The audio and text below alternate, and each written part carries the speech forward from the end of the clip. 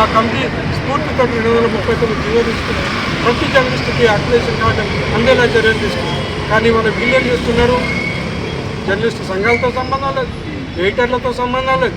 దమ్ముంటే పొంగులేటి శ్రీనివాసరెడ్డి గారికి కానీ, లేకుంటే నిన్నటి వరకు మీడియా అకాడమీ చైర్మన్గా కొనసాగినట్టు శ్రీనివాసరెడ్డి కానీ, మీ ఆధ్వర్యంలోనే కె శ్రీనివాస్ గారి, అంకమరావు గారి ఆధ్వర్యంలో ఆఫీసర్లతో కమిటీ వచ్చారు కదా, ఆ కమిటీ నివేదికను బయటపెట్టండి. ఆ కమిటీ నివేదిక ఏమిచ్చింది, మీరు ఇచ్చిన గైడ్ లైన్స్ ఏంది, మీరు ఇచ్చిన జీవోలు ఏంది, వీటి ప్రకారం ఏవి కూడా ఇవాళ జర్నలిస్టులకు ఆశ్రిత పక్షపాతంతో మొత్తం గుర్తింపునే ఆడుకోవాల్సిన దుస్థితికి ఈ ప్రభుత్వం నెడతా ఉంది. జర్నలిస్టులతో ఆటలు ఆడుకునేటువంటి ఏ ప్రభుత్వం కూడా బతికి పట్టగట్టేటువంటి పరిస్థితి లేదు.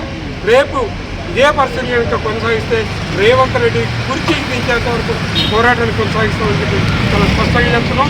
పొంగులేటి శ్రీనివాసరెడ్డి గారు, ఇప్పటికైనా మీరు మరోసారి జర్నలిస్టు సంఘాలతోటి సమావేశం కానీ అక్రిడేషన్ల పట్ల స్పష్టత చేయండి.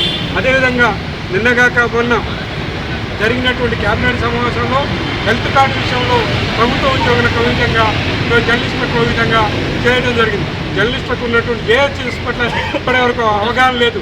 ప్రమాద బీమాకు సంబంధించినటువంటి కట్టాల్సినటువంటి ప్రీమియం కట్టట్లేదు.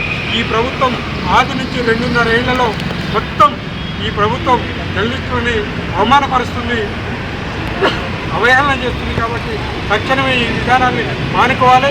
మీరిచ్చిన మేనిఫెస్టో ప్రకారం 200 కోట్ల రూపాయల నిధిని ఇస్తామన్నారు. గత ప్రభుత్వం ఇచ్చిన 42 కోట్లు మాత్రమే ఇక్కడ ఉంది. కనీసం ₹1 కూడా ఇవ్వనటువంటి ప్రతి అర్హులైన ప్రతి జర్నలిస్టుకి ఇళ్ల స్థలం ఇస్తామన్నారు. ఇప్పటి వరకు ఇళ్ల స్థలాలు లేవు.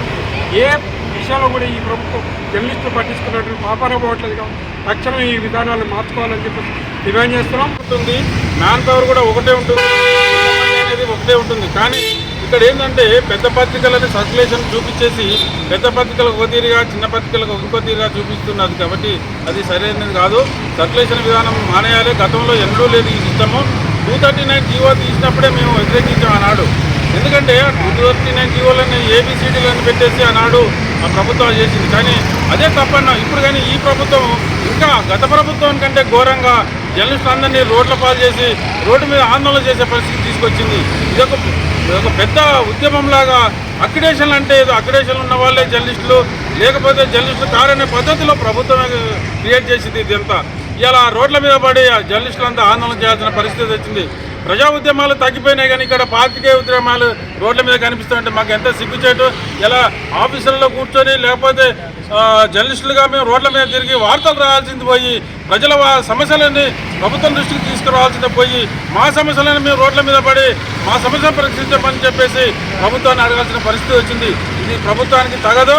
2 ఏళ్ళు అయింది ప్రభుత్వం వచ్చి, ఇప్పటి వరకు కూడా కొత్త అక్రిడేషన్ల కార్డులు ఇచ్చే పరిస్థితి లేదు. ఏదో ఇస్తున్నామని చెప్పేసి అలా 252 జీవో తీసి అందులో కఠినమైన నిబంధనలు క్రియేట్ చేసి ఇలా చాలా వరకు అక్రిడేషన్లు తగ్గించే ప్రయత్నం చేస్తుంది. ఇది సరైనది కాదు. ప్రభుత్వానికి మేము ఒకటే హెచ్చరిక చేస్తున్నాం, జర్నలిస్టులతో పెట్టుకోవద్దు, జర్నలిస్టుల జీవితాలతో చెలగాటమాడొద్దని చెప్పేసి మేము ఒకటే హెచ్చరిక చేస్తున్నాం. ఇలాంటి పరిస్థితికి కల్పిస్తే ఇంకా రాష్ట్ర వ్యాప్తంగా పెద్ద ఎత్తున ఆందోళన చేపట్టాల్సి వస్తుంది. ప్రభుత్వాన్ని గద్దెదించే పరిస్థితి కూడా వస్తుంది. గతంలో అనేకం చూసాం మనం. జర్నలిస్టులతో పెట్టుకోవద్దు, తెలంగాణ కోసం జర్నలిస్టులు ఎంతో పోరాటం చేశారు, తెలంగాణ రాష్ట్రం సాధించుకున్నారు. కానీ ఇవాళ జర్నలిస్టులకు ఏం జరుగుతుంది, ఏం న్యాయం జరుగుతుంది, ప్రభుత్వాలు పాలకులు ఏం చేస్తున్నారు గమనించాలి. ప్రజలు కూడా గమనిస్తున్నారు. జర్నలిస్టుల జీవితాలతో చెలగాటమాడుతున్నారు.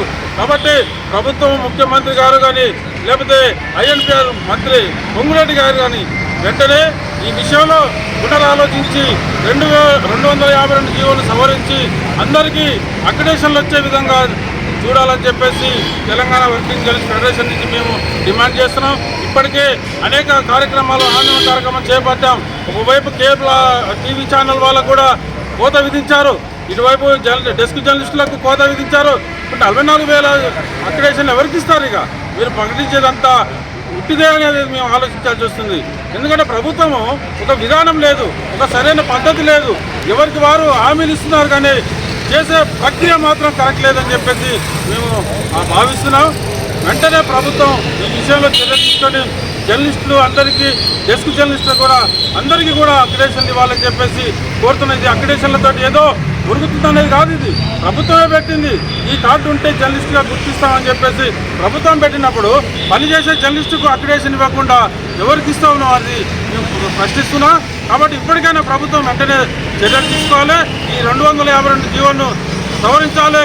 లేదు అంటే ఆ జీవోని మొత్తం రద్దు చేసి మళ్ళీ గత జీవోలాగానైనా దాన్ని అమలు చేయాలని చెప్పేసి Telangana working journalist federation demand చేస్తుంది. పరిస్థితి వచ్చిందండి.